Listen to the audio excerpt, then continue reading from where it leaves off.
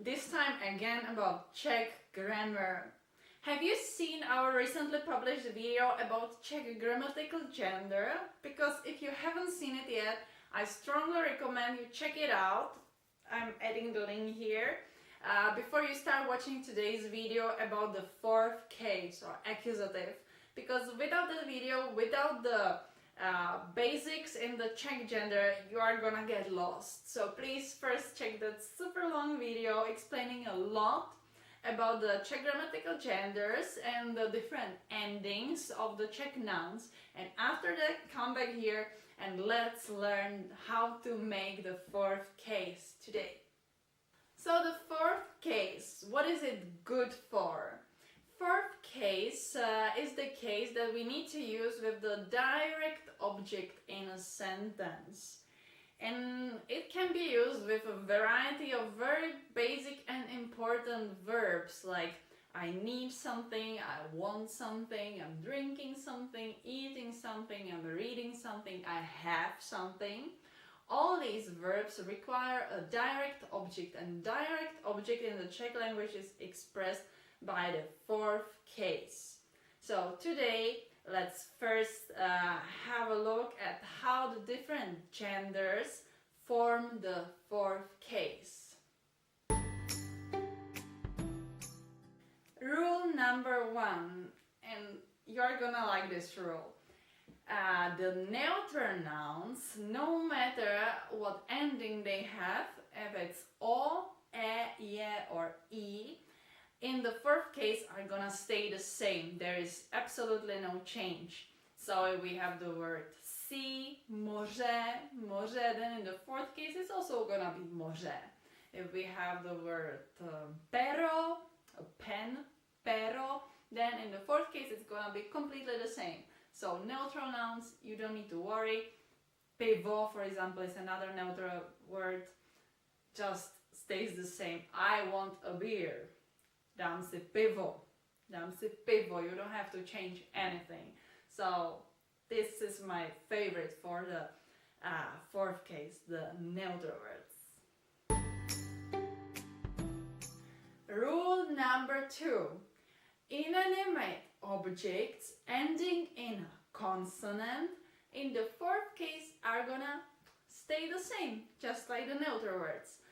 This is true for the masculine inanimate words, all of them, and it's also true for the inanimate words which belong to the feminine gender, because we know that some of the words ending in a consonant belong to the feminine group, and those ones in the fourth case are also gonna stay the same. So everything inanimate, not alive, ending in a consonant is gonna stay the same in the fourth case. So that's two pieces of good news for the beginning. The neutral words and everything ending in a consonant that is not alive. Those are gonna stay the same. Rule number 3. Anything ending with an a, which is usually the feminine words, but it can also be a certain type of masculine words ending with an a. So no matter which is which, if it's the feminine or the masculine, they are ending with an a. So the a is gonna change into a u. U. For example, maminka, mommy, maminka changes into a maminku. Maminku. Tereska, which is my name, Tereska, in the fourth case is Teresku. Teresku. Žena, which is a woman, in the fourth case is gonna be ženu. Ženu. So every time we have a noun ending in an a, in the fourth case it's gonna change into a u. U. A, u. So that was another rule. Still quite simple, right? Another possible vowel ending of nouns is e or ie. Here we have to be super careful if the word that we are gonna decline is masculine, feminine or neutral. because words ending in "e" can theoretically belong to all these three. But only if they belong to the feminine nouns, they are gonna change their "e" into "i". For example, the word rose, růže, is gonna change into růži in the fourth case. For example, I see a rose, vidím růži. But if the word ending in "e" is masculine or neutral, then it's gonna stay the same. So the change is only for the feminine nouns. So the feminine nouns ending in "a" are changing into "u", and the feminine nouns ending in "e" are changing into "i".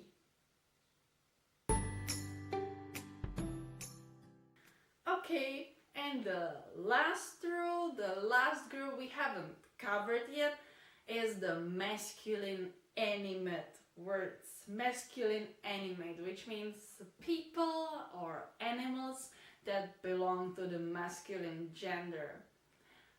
You still remember from the last video how we were dividing the consonants into the hard group and the soft group, and then the ambiguous ones, which were kind of together with the hard group for the moment.